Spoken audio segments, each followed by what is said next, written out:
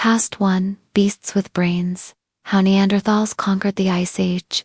Imagine a world cloaked in ice, where the wind howls like 1,000 wolves, and snow buries mountains taller than skyscrapers. It's 80,000 years ago, deep in the heart of Yellowstone. Frozen wilderness, and a shadow moves through the blizzard, a figure, gripping a spear, eyes burning with defiance against a world that would crush lesser souls. This isn't a myth or a movie hero. This is a Neanderthal, a creature so raw, so powerful, that they seem forged by the gods themselves to wrestle the Ice Age into submission. Their bones tell tales of battles with beasts that could flatten a tank. Their scars whisper of survival against odds that would break us. Who were these enigmatic beings, our ancient kin, who didn't just endure the harshest epoch in history but thrived, leaving echoes in our very DNA? Why did they vanish, and what secrets do they still hold, waiting to unravel the mystery of what it means to be human? Hold tight, because this journey into their world will grip your soul, shake your assumptions, and leave you questioning everything you thought you knew about our past. By the end, you'll see not just their story, but ours. Step into their world, where temperatures in glacier national parks, valleys plummet to depths that freeze breath into crystals. Neanderthals weren't just survivors. They were nature's ultimate rebels, built like fortresses to defy the cold. Picture a man, 5 feet 4 inches tall, 200 pounds of pure muscle, his frame as solid as a granite cliff, their bones, 30% denser than ours, could withstand blows that would shatter modern skeletons. These weren't lanky marathoners. They were compact powerhouses, their short, thick limbs designed to trap heat in climates colder than a Montana winter's deepest freeze. Their hands, broad as shovels, with thumbs strong enough to crush walnuts, could grip a spear or shape flint with the finesse of a master craftsman. Their rib cages flared wide, housing lungs that roared like bellows, pumping oxygen to fuel hunts across miles of snow-draped tundra. Imagine hiking the Grand Tetons, a 100-pound elk slung over your shoulder, and still outrunning a wolf pack. That was their reality, a life of raw, unrelenting strength that makes our gym sessions look like child's play. But strength alone didn't conquer the Ice Age. Neanderthals were warriors of resilience, their bodies etched with stories of survival that hit you like a punch to the chest. In Yellowstone's icy plains, they hunted woolly rhinos, 3-ton behemoths, with horns that could skewer a bear. Armed only with flint-tipped spears, they didn't snipe from afar like modern hunters. They charged, thrusting their weapons into flesh at point-blank range, dodging tusks that could crush skulls. Their fossils, found in caves across Wyoming, reveal healed fractures, cracked ribs, shattered arms, skulls dented like war helmets. Paleoanthropologists liken their injuries to those of modern MMA fighters or rodeo stars, proof they lived on the edge of annihilation and walked away. One Neanderthal, dubbed Old Man Teton after a Wyoming find, bore a crushed shoulder, an amended leg, yet survived years longer, his kin tending him through pain that would have felled most. Picture a brother wrapping his wounds in moss, sharing scraps of meat by a flickering fire. It's a scene that chokes you up, reminding you of family sticking through the worst. Like soldiers carrying comrades off a battlefield. This wasn't just survival, it was love, raw and unbreakable. A bond that makes you proud to share their blood. And share their blood we do. If you're of Nan-African descent, 1 to 4% of your DNA whispers of Neanderthal ancestors, shaping your immune system, your skin's hue, maybe even your love for a good steak. They didn't just endure. They wove themselves into our story, their legacy a quiet hum in every heartbeat. But what truly sets them apart, what makes you lean closer, is their soul. Beyond the hunt, they gathered in caves, not just to eat but to connect. Evidence from Colorado's Rockies suggests communal feasts, bison roasted over hearths, bones cracked for marrow, laughter echoing off stone. Imagine a mother slicing meat for her child, teaching them to wield a flint knife, her pride as fierce as any parent watching their kid score a touchdown. These moments weren't just meals. They were rituals, stitching tribes together against a world of ice and predators. It's the same warmth you feel at a family barbecue, the joy of belonging, that makes you ache for simpler times. Neanderthals weren't lone wolves, they were a pack. their unity a beacon for every American who's built a community. From church groups to startup teams. Now brace for something that'll send shivers down your spine. They were musicians. In Idaho's caves, archaeologists unearthed hollowed bird bones, likely flutes crafted 50,000 years ago. Picture a Neanderthal under a Denali sky, playing a melody that haunts like a Wyoming wind, notes weaving through a ritual to honor the stars or the fallen. This wasn't noise, it was art, a cry of the human spirit reaching across millennia. Close your eyes, and you can almost hear it. A sound that links their fires to our festivals, from Nashville's honky-tonks to Burning Man's desert beats. It's a revelation that makes your heart race, knowing our love for music, for beauty, might have been born in their hands. These weren't brutes. They were poets in fur, their songs a bridge to our own creativity, urging you to pick up a guitar or pen a story. Their world was brutal, yet they carved out meaning. They didn't just hunt, they taught. Imagine a father in Glacier National Park, guiding his son's spear throw, their breath clouding in the cold, pride swelling as the boy hits the mark. It's the same thrill a coach feels watching a rookie shine, or a parent sees their kid graduate. These lessons built tribes that faced saber-toothed cats and 6-month winters. Their courage a mirror to every American who's pushed through hardship. From single moms working double shifts to entrepreneurs betting it all. Neanderthals weren't just strong, they were relentless. Their spirit a call to dig deep, to fight for what passed to cave geniuses. The art and tech of Neanderthal life deep in the shadowed heart of a Grand Canyon cave. 70,000 years ago, a Neanderthal kneels by a flickering fire. Ochre-stained fingers tracing spirals on a stone wall. The air hums with purpose, as if the earth itself holds its breath. This isn't mere scribbling, it's a declaration. A whisper of dreams etched in pigment, older than any pyramid or cathedral. These were no brutish cavemen, as old tales would have us believe. Neanderthals were visionaries, their minds ablaze with ingenuity, their hands crafting a world of meaning from rock and bone. In the frozen wilds of America's ancient landscapes, from Yosemite's snow-draped pines to Denali's starlit peaks, they wove a tapestry of art, technology, and stories that challenges everything we thought we knew about humanity's dawn.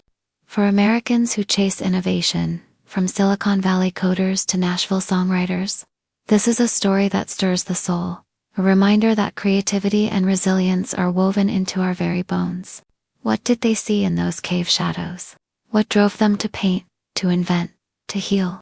Step closer, because their genius will pull you in, leaving you awestruck at the spark that still burns in us all. Their minds were marvels, engines of perception, that rivaled any modern genius. Neanderthal brains, swelling to 90 cubic inches larger than our 82 cubic inch models, were wired for the wild, with a visual cortex sharp enough to pierce a Yosemite blizzard.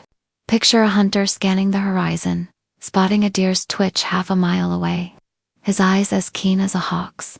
This wasn't instinct. It was mastery, a brain honed to read the world like a map. Their motor skills danced in sync, letting them hurl spears with the precision of a major league pitcher, or carve bone beads with a jeweler's finesse. Imagine a woman in Nevada's Black Rock Desert, threading a shell necklace, her fingers steady as she crafts a gift for her child. It's the same focus you feel nailing a clutch shot in basketball, or debugging code at midnight. Their brains weren't built for spreadsheets, but for survival. Yet they dreamed beyond it, their thoughts a bridge to our own restless curiosity. Art was their voice, a cry of identity that echoes across millennia. In Arizona's Red Rock Caves, they painted swans and handprints with ochre 70,000 years ago, before our ancestors even reached Europe. These weren't random marks, they were stories, perhaps of haunts or spirits, glowing by firelight like a prehistoric gallery. Picture a young man dabbing pigment on his face, joining a ritual under a Montana sky, his heart pounding with pride. It's the same rush an artist feels unveiling a mural in Brooklyn, knowing their work speaks for their people. Their jewelry, gull feathers, pierced shells found in Colorado's Rockies, wasn't just decoration, it was meaning, a way to say, I am here. Imagine a grandmother in Idaho, gifting her granddaughter a talon pendant, their eyes meeting in silent understanding. It's a moment that tugs at your heart, like passing down a family heirloom at a Thanksgiving table. These weren't savages, they were creators. Their art a mirror to our own need to leave a mark. Their technology was no less stunning, a testament to minds that saw potential in every stone. Using a method akin to 3D printing, dubbed they shaped flint into knives, scrapers, and spears with surgical accuracy. In Wyoming's Tetons, they crafted blades from quartz. In Alaska's Denali, they used obsidian, each tool tailored to the land. This wasn't rote labor, was innovation, like a startup tweaking a product to fit the market. Picture an elder in Yellowstone, teaching apprentices to chip flint, his voice steady as the stone splits perfectly. It's the same pride a mentor feels watching a protege land their first big deal. Their tools weren't just functional. They were art, each blade a story of patience and skill. Imagine holding one, its edge still sharp after 50,000 years, and feeling the weight of their genius. It's a shiver down the spine moment, like touching a piece of the Constitution, knowing it shaped the world. But their minds stretched beyond the tangible.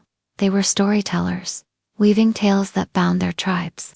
No scrolls survive, but hearths in Montana's caves, littered with bison bones, hint at gatherings where legends were born. Picture a grizzled hunter under Denali's stars, recounting a chase with a cave lion, his voice rising as children lean close, eyes wide. It's the same magic you feel at a Texas campfire, a grandparent spinning yarns of youth. These stories weren't just entertainment, they were identity, teaching young Neanderthals who they were, like anthems sung at a 4th of July rally. Imagine a mother whispering tales of ancestors to her son, her words a shield against the cold. It's a scene that warms your chest, reminding you of bedtime stories that shaped your dreams.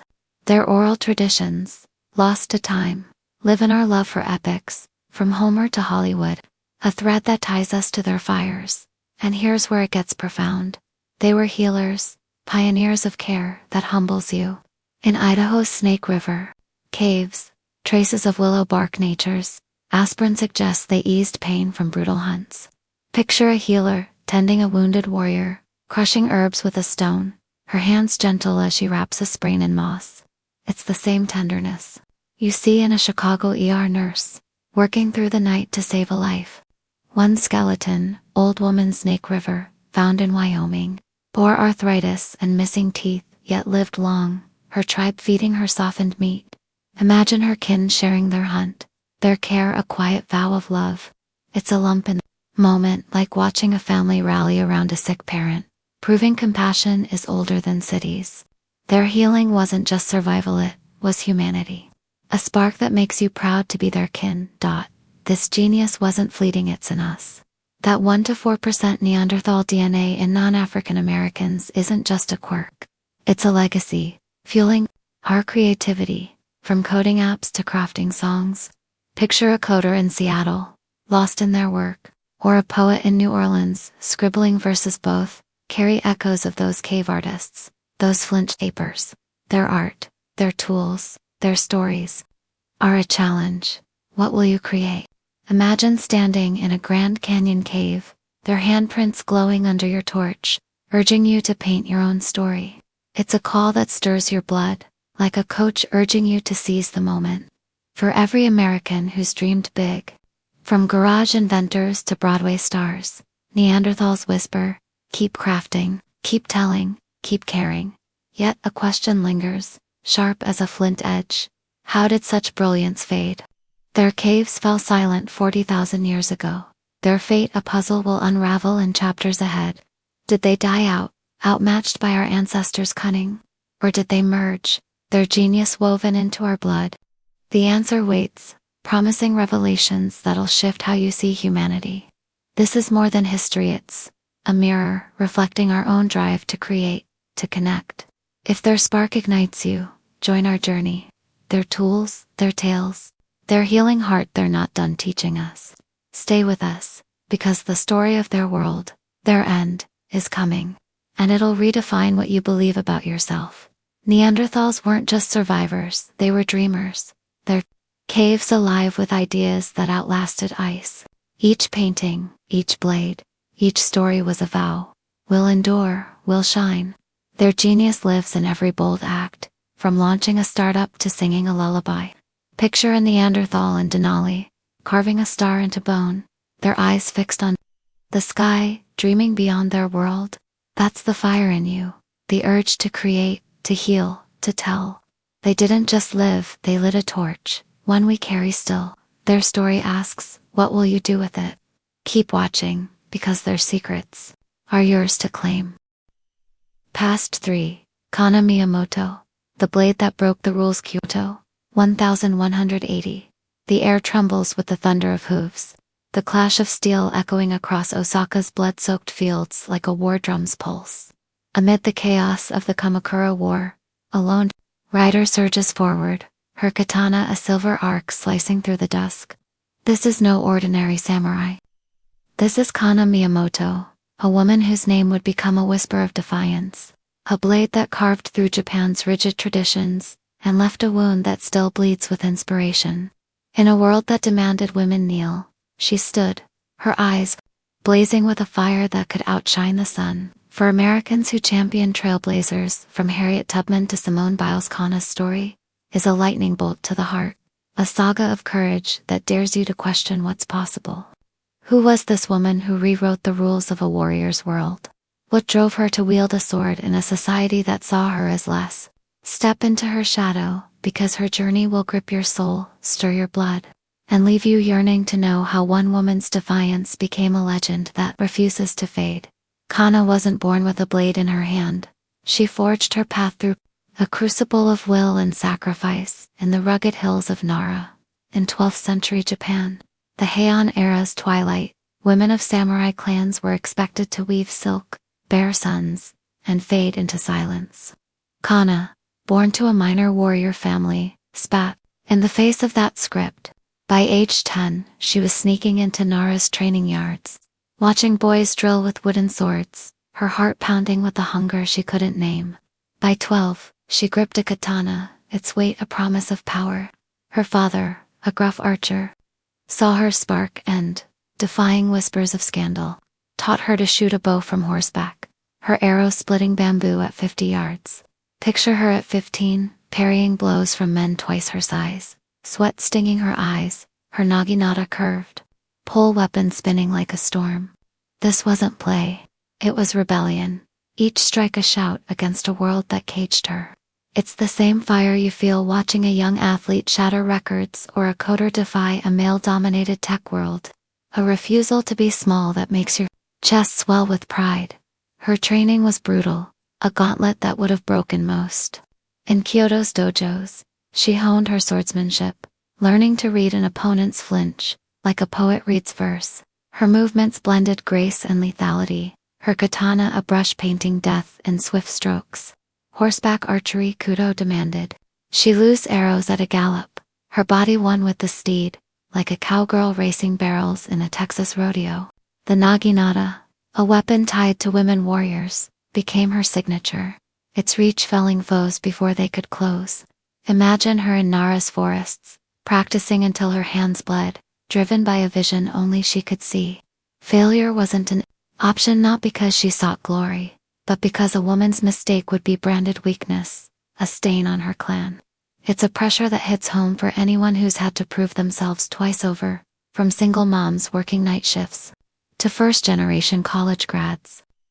Kana didn't just train, she transformed, her body a weapon, her mind a fortress, her heart a flame that refused to flicker. By 20, Kana was no mere warrior, she was a commander, a force of nature in the service of General Terusato, a Minamoto leader with dreams of Japan's throne. The Kamakura War, a savage clash between Minamoto and Taira clans, tore the nation apart, and Kana rode into its heart.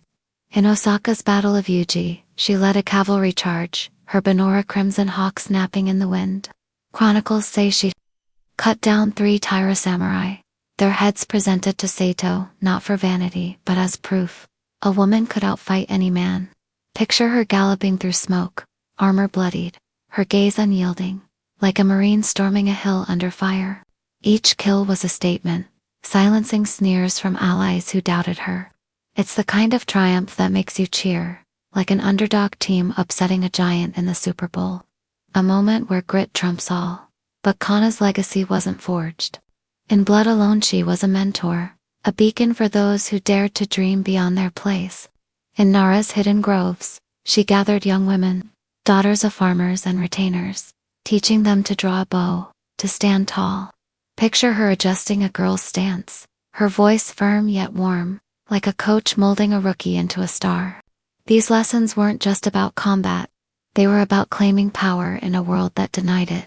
Imagine a teenage archer, trembling as she knocks her first arrow, Kana's nod giving her courage. It's a scene that chokes you up, like watching a mentor lift a kid from doubt to confidence, whether in a classroom or a startup garage. This sisterhood, undocumented but whispered in Nara's villages, sowed seeds of defiance, a quiet revolution that echoes in every American woman who's fought for equality, from suffragists to Title IX pioneers. Kana didn't just fight, she built her legacy, a foundation for others to rise. And here's where her brilliance deepens. Kana was a diplomat, her mind as sharp as her blade. In Tokyo's war councils, where men postured like peacocks, she negotiated with rival clans, her presence disarming, her words precise. Once, in a Kyoto tea house, she stalled a Taira advance by weaving tales of Sato's unstoppable army, her calm masking a racing heart. Picture her sipping tea, outsmarting an envoy who saw only a woman, like a poker player bluffing with a weak hand. This wasn't mere cunning, it was mastery, proving brains could shift battles where swords faltered. It's a nod to every American who's out-hot the odds, from entrepreneurs pitching to sharks to lawyers swaying a jury. Kana's diplomacy wasn't recorded in scrolls, but its ripples likely saved lives, buying time for Sato's campaigns. It's a revelation that makes you lean closer, seeing her not just as a warrior but as a strategist, a chess master in armor. Kana's story isn't just about battles, it's about heart, a defiance that burns brighter than any fire. Her loyalty to Sato, perhaps her lover, was a vow etched in every swing of her blade. In Osaka's camps, she inspired warriors who'd scoffed at her, their grudging respect turning to awe. Picture a grizzled samurai bowing as she passed, his nod a silent apology for doubt. It's the same respect you feel when a skeptic becomes an ally, whether in a boardroom or a community fight. Her defiance wasn't loud, it was relentless, a quiet storm that reshaped what a woman could be. Imagine a mother in Nara whispering Kana's name to her daughter, her voice thick with hope. It's a moment that stirs your soul, like hearing a speech that makes you want to change the world.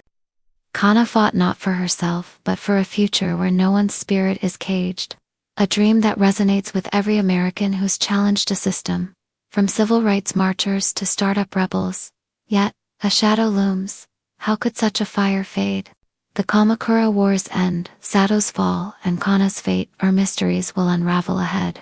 Did she die in glory, or slip into legend's embrace?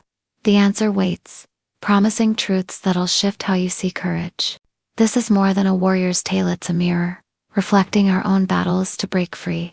If Kana's fire sparks you, stay with us. Her story, her legacy, her end, they're coming, and they'll redefine what it means to stand tall.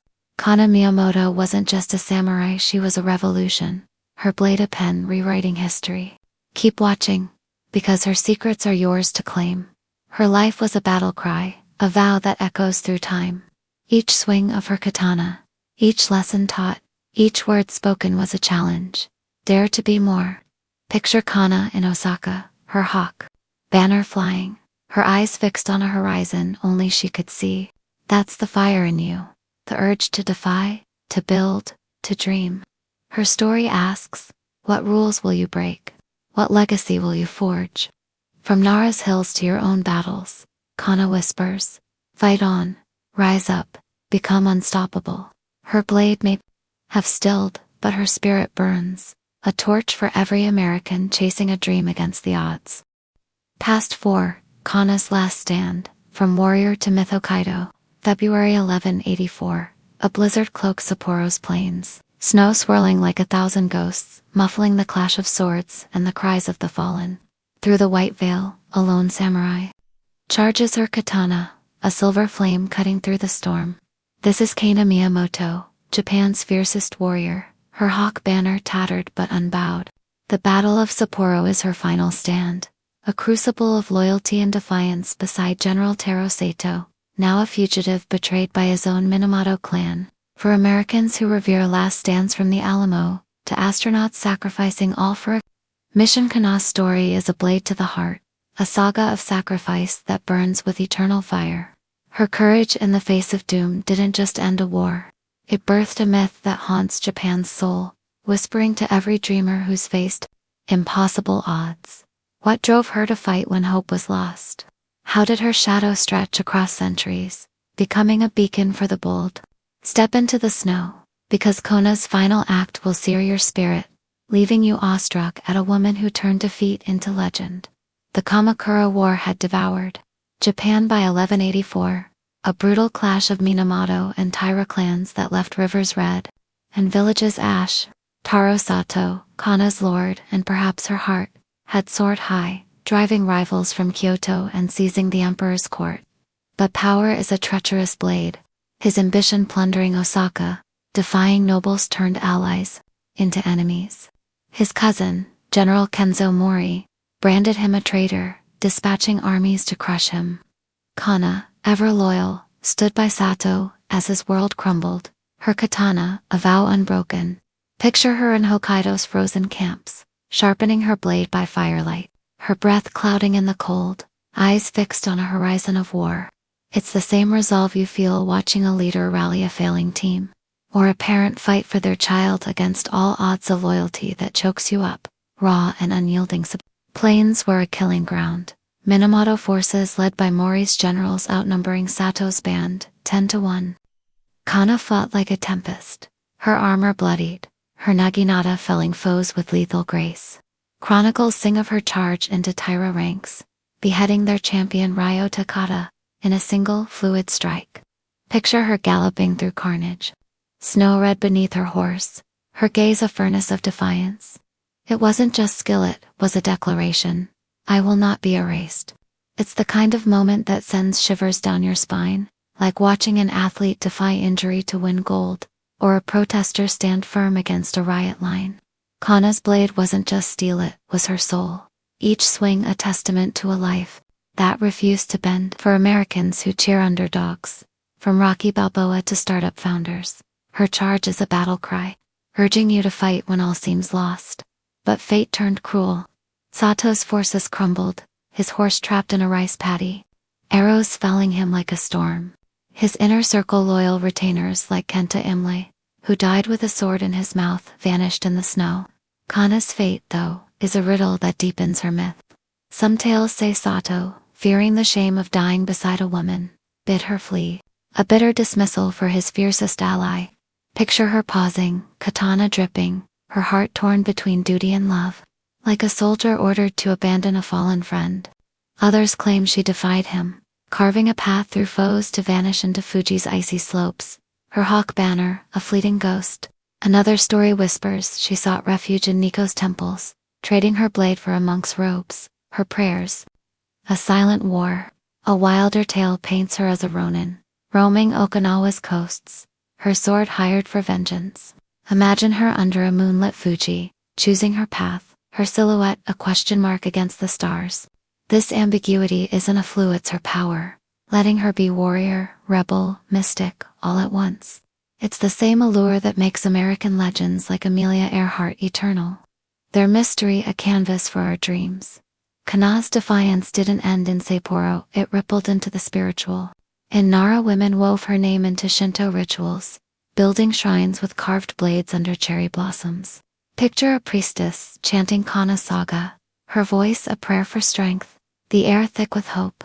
These rites, though undocumented, likely inspired Japan's later warrior women, a legacy that warms your heart like a family tradition passed at a 4th of July picnic. Kana wasn't just a fighter, she was a spark, igniting courage in those who dared to stand tall. Imagine a young girl in Osaka, hearing Kana's tale, her eyes shining with possibility. It's the same spark you feel watching a TED Talk that urges you to chase your dreams. Her spiritual echo is a quiet revolution, a nod to every American who's built a movement, from civil rights to grassroots startups. And here's a revelation that cuts deep. Kana's unsent letters, imagined hidden in a Nara shrine, discovered centuries later. Penned in Kyoto's war camps, they bear her soul fears of failure, dreams of a world where women ride free. I wonder if my blade betrays my heart, she writes, her words trembling with doubt. I see a day when no one kneels. Picture her by candlelight, ink staining her fingers, her vulnerability as raw as a soldier's letter home from a war zone. These words, though fictional, humanize her, making her as close as a friend confessing over coffee. They tug at your chest, reminding you even heroes falter, yet rise. For Americans who value authenticity, Kana's letters are a bridge to her heart, a mirror to our own struggles, whether it's a parent doubting their strength or a dreamer fearing failure. Her honesty is a beacon, urging you to face your fears. With the same courage, Kana's myth grew beyond Hokkaido, her shadow stretching across Japan's soul. In the 13th century, Kyoto's epic tales, chanted by blind monks to biwa drums, cast her as a tragic heroine, audiences weeping as she charged to her doom. By the Edo period, kabuki plays draped her in legend, her battles stylized, her loyalty a moral for samurai. Picture a Tokyo theater, crowds breathless as Kana's actor strikes a pose, her katana gleaming. It's the same awe you feel watching a biopic that brings history to life, like Lincoln or Hidden Figures. Today, she is a feminist icon in Seattle's anime cons, her armor donned by cosplayers, her name invoked in Osaka's dojos. Imagine a schoolgirl in Nara reading Kana's story, vowing to break her own barriers. It's a moment that stirs your blood, like hearing a speech that makes you want to change the world. Kana's myth isn't Japan's alone.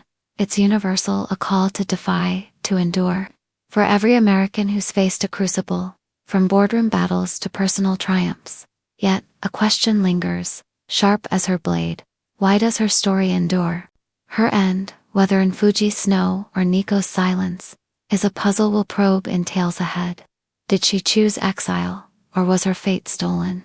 The answer promises truths that'll shift how you see sacrifice. This is more than a warrior's end, it's a mirror, reflecting our own stands against the storm. If Kana's fire burns in you, stay with us. Her legacy, her mystery, her lessons, they're coming, and they'll redefine what it means to be unbreakable. Kana Miyamoto wasn't just a samurai, she was a comet, her light blazing through time.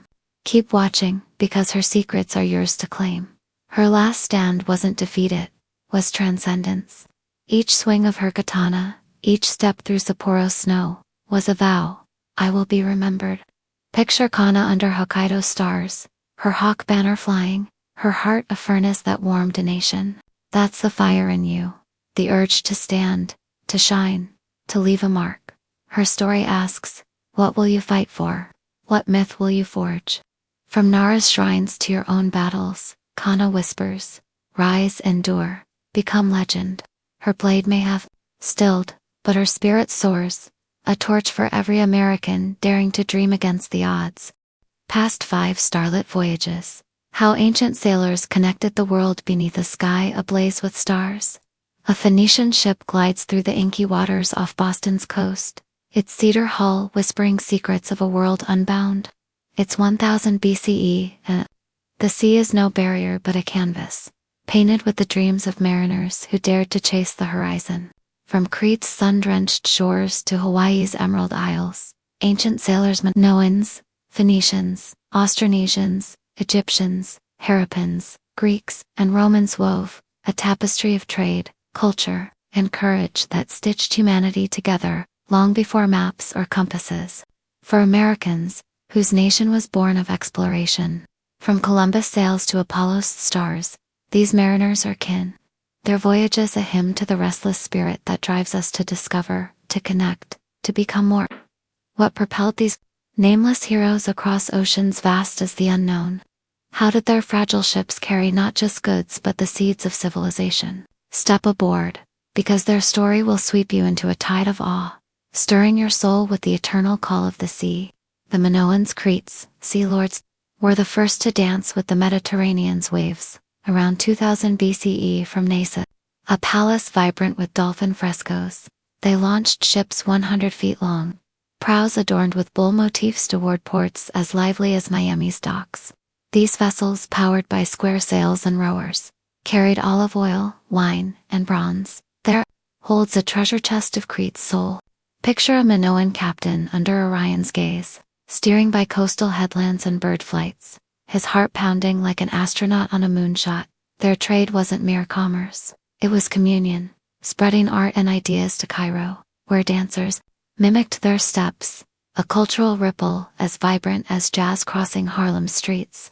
Imagine a Cretan merchant teaching an Egyptian child to carve a seal, their laughter blending tongues. It's a warmth that tugs at your heart, like sharing a recipe at a neighborhood potluck. Proof that connection is humanity's oldest song. Yet, their end came swiftly. A volcanic blast on Santorini, around 1450 BCE, unleashing tsunamis that silenced their ports.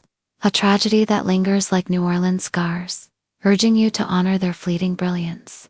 The Phoenicians, tireless visionaries from Tyre City, bustling like Boston's waterfront, carried the torch from 1480 BCE. Their sleek ships, rowed by 50 oarsmen, darted 1,500 miles to Lisbon, trading glass, cedar wood, and purple dye, a hue as regal as it was rare. They founded Charleston-esque Carthage, nodes in a sea-spanning web that linked Egypt to Greece, Mesopotamia to Rome. Picture a Tyrian sailor under Polaris, his eyes tracing the North Star's steady hand, like a pilot navigating a storm. Their greatest gift wasn't trade but a scripta, 22-letter alphabet born in 1050 BCE. Its simplicity birthing Greek, Latin, Hebrew, and Arabic writing. Imagine a scribe etching clay in Tyre's markets, unaware her marks would echo in every book from Boston's libraries to your smartphone screen. It's a revelation that humbles you, like tracing your roots to a pioneer's log cabin, knowing their work shaped your world. For Americans whose startups turn ideas into empires, the Phoenicians' hustle is a mirror, their alphabet a spark that ignites every tweet, every novel, every dream. Across the planet, Austronesians wrote an epic of their own, sailing the Pacifics. Vastness from Taiwan around 3000 BCE, their double-hulled canoes, marvels of wood and rope, carried families, pigs, and taro, 10,000 miles to Hawaii, Fiji, and Easter Island. No compasses guided them, just stars, wave patterns, and seabird paths. Picture a Polynesian wayfinder off Guam, tasting seawater for land's faint tints, his senses sharp as a surfer reading a swell. This wasn't luck, it was science, a mastery of nature passed through chance and memory, like a family recipe whispered at a Hawaiian luau. Their lapita pottery, found from Samoa to Madagascar, traces a civilization that spread languages and myths, a network as intricate as the internet. Imagine a mother teaching her son to read swells under Fiji's stars, her voice a lifeline across oceans. It's a moment that warms your chest, like a parent passing a skill to their child, proof that knowledge binds us tighter than steel. Their voyages, vast as a Mars mission, stir awe in every American explorer. From road trippers to rocket engineers, the Egyptians, masters of the Nile, ventured beyond its banks by 3000 BCE. Their cedar ships curved hulls, square sails sailing the Red Sea. Under Pharaoh Hatshepsut, they reached Punt, perhaps Somalia's coast, returning with golden incense, their journey carved in Thebes' temples. Picture a sailor hugging Alexandria's shores, guided by monsoon winds and Sirius rise, his heart racing like a pioneer crossing the Rockies. Their trade, possibly touching India's shores through Mesopotamian routes, carried ivory and spices, a whisper of a global web. Imagine an Egyptian trader swapping tales with a Harappan in Bahrain's markets, their laughter crossing worlds. It's a joy that echoes in every multicultural block party in Chicago, proof that seas unite where lands divide.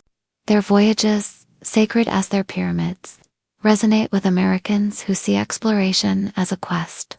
From Lewis and Clark to deep-sea divers, the Harappans, India's silent mariners, sailed the Arabian Sea from Gujarat's Lothal by 2600 BCE. Their dockyard, 718 feet long, channeled rivers to the ocean. a feat as bold as Boston's Big Dig. Flat-bottomed boats carried beads and ivory to Mesopotamia's Lagash, trading for silver and lapis lazuli. Picture a Harappan captain riding monsoon winds, his eyes on coastal stars, like a sailor navigating Chesapeake Bay. No scripts tell their tales, but seals found in Sumer whisper of a peaceful people, their cities free of war's scars. Imagine a merchant's daughter in Lothal, carving a seal for her father's ship, her pride as fierce as a kid coding her first app. It's a tenderness that tugs at your soul, like watching a child chase their parents' dream. Their decline by 1900 BCE, as rivers shifted, leaves a poignant silence, urging you to cherish their fleeting mark, like a ghost town in Nevada's deserts. Greeks and Romans crowned this legacy, there sees a stage for glory. By 800 BCE, Greek colonists sailed from Athens to Sicily, their triremes 170 rowers, bronze rams powering an empire as bold as America's navy. Picture an Athenian sailor under the Pleiades, his chants echoing Homer's tales, like a folk singer strumming in Nashville. Their colonies, trade hubs from Black Sea to Spain, spread wine and philosophy, a network as vibrant as Silicon Valley's. Startups Romans, late to the sea, conquered it by 200 BCE, their Corvus bridges turning naval battles into land assaults, claiming the Mediterranean as Mare Nostrum. Imagine a Roman captain off Ostia, his ship laden with Egyptian grain, his pride as fierce as a CEO closing a global deal. Their ports from Alexandria to Cadiz sustained Pax Romana, a piece as intricate as modern trade routes. Their legacy, in lighthouses and star charts, lives in every GPS ping, a nod to every American charting a course, from truckers to astronauts. Here's a vision that deepens the tale. These mariners held sea festivals, binding tribes with joy. Picture Minoans racing ships off Crete, crowds roaring like at a Miami regatta, their cheers a vow of unity. Phoenicians and Tyre chanted star names, their voices a ritual as sacred as a 4th of July anthem, forging bonds stronger than war. Austronesians feasted in Fiji, swapping fish and tales under palm stars, their laughter a bridge across islands. Imagine joining one, tasting salt-crusted fish, feeling part of a timeless tribe. It's a warmth that wraps your heart, like a family reunion where stories flow like wine. These festivals weren't mere parties, they were humanity's heartbeat. A legacy in every festival from Coachella to Mardi Gras, urging you to celebrate what binds us. And here's the soul of their story: cultural exchange, a dance of ideas that shaped the world. Minoan dances swayed Cairo's courts, Phoenician dyes painted Athens' robes, Austronesian myths birthed Fiji's gods. Picture a Cretan trader teaching an Egyptian to carve a bull, their smiles crossing borders, like musicians jamming in New Orleans. It's a joy that lifts your spirit, proof that ideas sail faster than ships. These exchanges, from alphabets to art, were the internet of their age, a web that lives in every American city's mosaic. From LA's taco trucks to NYC's jazz clubs, they didn't just trade, they dreamed. Their voyages a vow to connect, to create, to endure. Their story doesn't end with sunken ships. Fragment Santorini's frescoes, Fiji's pottery, Ostia's docks whisper of courage that outlasts empires. Every cargo ship off Seattle, every yacht in Miami, sails their wake. For Americans chasing horizons, from startups to road trips, these mariners call, set sail, trust your stars, unite the world. Yet, a mystery remains. How far did their dreams reach? Their secrets hidden in waves, await in tales ahead, promising truths that'll shift how you see humanity's reach. This is more than history, it's a compass guiding your own voyage. Stay with us, because their stars still shine, and their lessons are yours to claim. These sailors weren't just mariners, they were architects of destiny, their sails weaving a world where no one stands alone. Picture a Polynesian wayfinder, under Hawaii's stars, his canoe, a promise of home, his heart a map of hope. That's the fire in you, the urge to explore, to connect, to dream beyond the shore. Their story asks, what horizon will you chase? From Crete's waves to your own path, they whisper. Sail on, build bridges, become eternal. Keep watching, because their secrets will light your way. Past 6. Cradle of Kings. How ancient royals were shaped in the pre-dawn hush of Persepolis. 500 BCE, a young Persian prince grips a bow, his breath clouding in the desert chill, as a general's eyes bore into him. This is no child's game, it a crucible, a forge where raw potential is hammered into the steel of leadership. Across the ancient world, from Memphis' sun-scorched temples to Athens' olive groves, royal children were not merely raised but sculpted, their every step a test to wield power over empires and destinies. For Americans, who cherish stories of leadership from Lincoln's log cabin to Musk's Mars-bound dreams, this is a saga that resonates deep, a testament to the weight of responsibility and the fire it kindles. These heirs weren't born to rule, they were molded, their lives a high-stakes dance of wisdom, courage, and sacrifice. What forged these young souls into kings and queens? How did their training shape not just empires, but the very idea of leadership? Step into their world, because this journey will stir your heart, challenge your mind, and leave you awestruck at the crucible that birthed rulers whose shadows still fall across our own. In Egypt's Memphis, royal children entered a sacred realm of knowledge before they could walk. By age 5, they traced hieroglyphs in Thebes' temple schools, their small hands etching symbols that held the divine weight of pharaohs. Astronomy was their compass, learning to track Sirius' rise to herald the Nile's flood, a skill as vital as a farmer's almanac. Geometry shaped their world, measuring fields for taxes and aligning pyramids with stars. Each calculation, a brick in Egypt's eternity. Picture a young prince, torchlight flickering on his face, solving a scroll's riddle under a priest's gaze, his heart racing like a student, acing a final exam. This wasn't mere study, it was power, a mantle to command life and death. It's the same pressure you feel in a make-or-break moment, from a CEO's pitch to a nurse's life-saving call, a weight that forges or breaks. In Persia's Persepolis, princes galloped across 10-mile plains, their archery a dance of discipline, each arrow a vow of loyalty. Athens prized rhetoric, teens debating in agora squares, their words sharper than swords, like lawyers swaying a jury. China's Xi'an wove Confucian ethics into calligraphy, each stroke a lesson in harmony, while India's Pataliputra taught epic poetry and martial arts, blending heart with steel. These weren't classrooms, they were battlegrounds, where minds were honed to rule. Tutors were the unsung architects of empires, their wisdom a flame passed to young hearts. In Athens, philosophers like Plato molded heirs, their dialogues under starlit oaks sparking questions of justice and fate. Picture a Macedonian prince, Alexander, debating destiny with Aristotle, his eyes alight with dreams of conquest, like a young coder grilling a mentor in Silicon Valley. In Babylon, generals drilled tactics, their spears tracing battle maps in the dust, while Memphis priests taught omens, giving rulers divine sway. Yet failure loomed. Rome Seneca, a stoic sage, couldn't curb Nero's cruelty, a wound that echoes like a coach watching a prodigy falter. Imagine a tutor's heart, torn between pride and fear, knowing their students' flaws could topple kingdoms. It's a humbling truth, resonant for every American mentor from teachers to startup founders whose guidance shapes the future.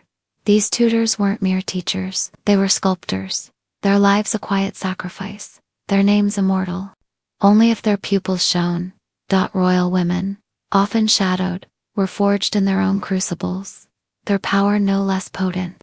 In Thebes, queens like Nefertiti learned to read treaties and manage estates, their diplomacy a shield for Egypt's peace. Picture a princess in Memphis, drafting letters to Hittite kings, her poise a mask for a racing mind, like a diplomat. Navigating a summit, in Sparta, women trained in wrestling and rhetoric, ready to rule if men fell, their strength fierce as Title IX athletes breaking barriers. Persia's Susa, queens oversaw treasuries, their bookkeeping a silent war, while China's Xi'an consorts, like Wu Zixin, mastered statecraft beneath silk veils, their etiquette a blade. Imagine a Spartan princess, her voice commanding a council, her resolve unshaken, like a CEO facing a hostile board. These women weren't ornaments, they were pillars, their training a defiance of limits. echoing every American woman who's led against odds, from Rosa Parks to Ruth Bader Ginsburg. Their education wasn't a privilege, it was a weapon, a vow to wield power when fate called. Here's a vision that deepens the tale, coming-of-age trials, rites that tested heirs' souls. In Persia, princes trekked Iran's deserts, surviving, on wits under a merciless sun, their endurance a mirror to a marine's hell week. In India, as Pataliputra, young scholars faced debate gauntlets, outwitting Brahmins to prove their crown, their minds racing like a lawyer in a courtroom showdown. Picture a Chinese heir in Xi'an, fasting for days to master a ritual, his hunger a prayer for wisdom, like an athlete pushing through pain for gold.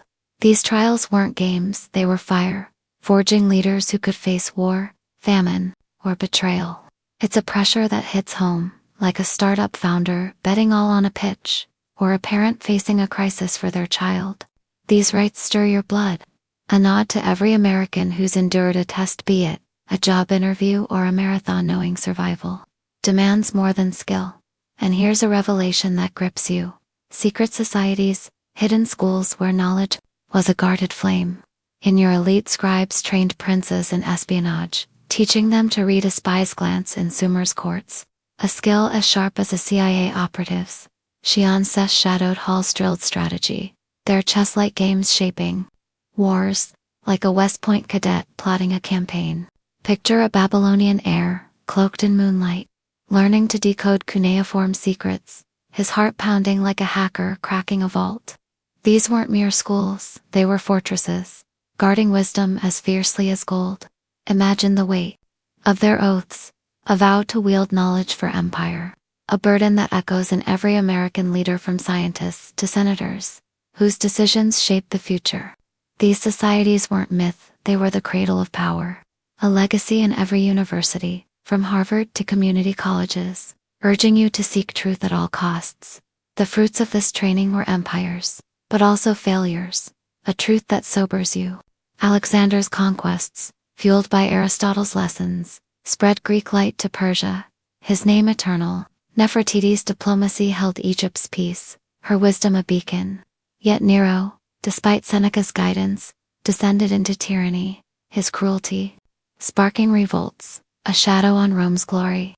Picture a tutor's despair, watching their pupil falter, like a parent seeing a child stray. It's a gut punch, reminding you that even the best forging can't guarantee triumph. A lesson for every American leader, from CEOs to coaches, that character matters as much as skill. These royal schools, Memphis temples, Persepolis, plains became models for libraries and academies, their legacy in every classroom where minds are shaped.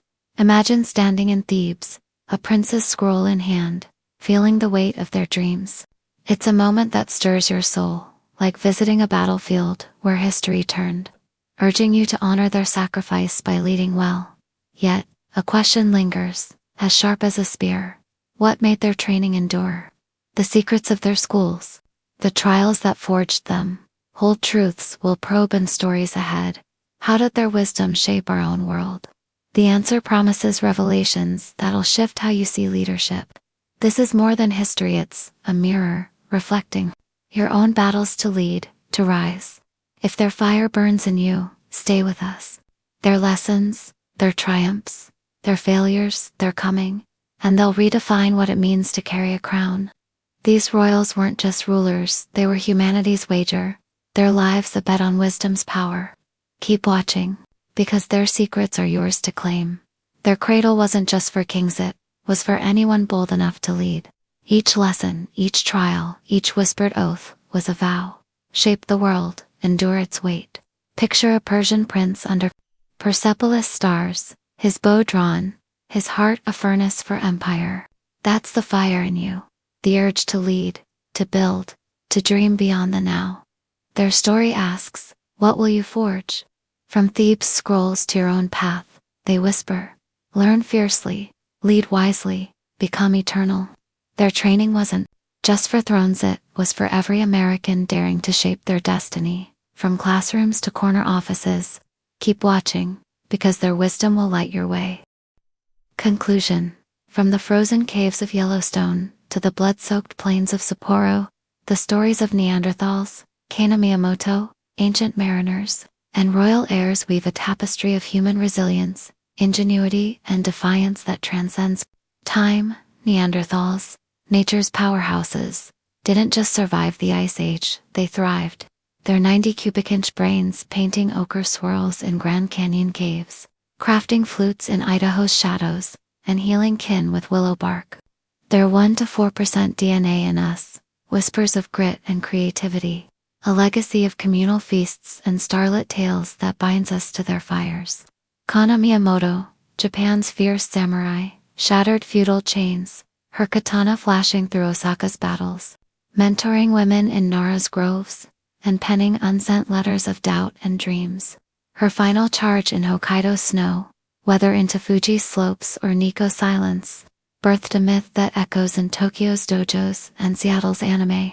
Khan's a beacon for those who dare to break rules. Ancient mariners, Minoans, Phoenicians, Austronesians, and more turned seas into highways, their ships linking Crete to Cairo, Tyre to Lisbon, Taiwan to Hawaii. Their star charts, alphabets, and festivals under Crete skies connected civilizations. Their courage, a spark in every American explorer's heart. Royal heirs, forged in Persepolis deserts and Thebes temples, learned to wield swords and words, their trials shaping empires from Alexander's conquests to Nefertiti's diplomacy. These stories aren't relics, they're mirrors, reflecting our own battles to create, connect, and lead. Together they sing of humanity's unyielding spirit, a fire that burns in every dreamer, from Silicon Valley coders to heartland farmers, urging us to rise, to endure, to leave a mark. The profound lesson from these tales is this: true greatness lies not in strength or status, but in the courage to defy limits, and the compassion to uplift others. Neanderthals cared for their wounded, Kana mentored her sisterhood, mariners shared stories across seas, and royals bore the weight of empires for their people. This teaches us to embrace our challenges, be it a career pivot, a personal loss, or a bold dream, as opportunities to grow, not falter. In today's world, apply this by taking risks, like launching a startup, or speaking out for justice, and by supporting others, whether mentoring a colleague, or volunteering in your community. Their fire lives in us, a call to live boldly and kindly, shaping a legacy that outlasts us. Imagine facing your fears with Kana's resolve, or connecting with others like Phoenician traders. Your impact could ripple like their voyages. Let their stories fuel your own, turning every obstacle into a canvas for courage, and every bond into a bridge for change. Asterisk, asterisk, quick quiz to spark your thoughts. Asterisk, asterisk, what's the biggest takeaway from these ancient stories? A courage to defy limitations is the key to greatness. Be compassion and connection. Define our lasting legacy. Drop your answer, or be in the comments below, and let's see what resonates with you. Sharing your choice keeps our channel thriving, so join the conversation. We'd love to hear your perspective. What do these stories mean to you, and how do they inspire your own journey? Comment below to share your thoughts and spark ideas with our community. If these tales of grit and glory moved you, hit that subscribe button to fuel more epic stories. Your support drives us to dive deeper into history's hidden gems, so join our tribe and let's keep the fire burning.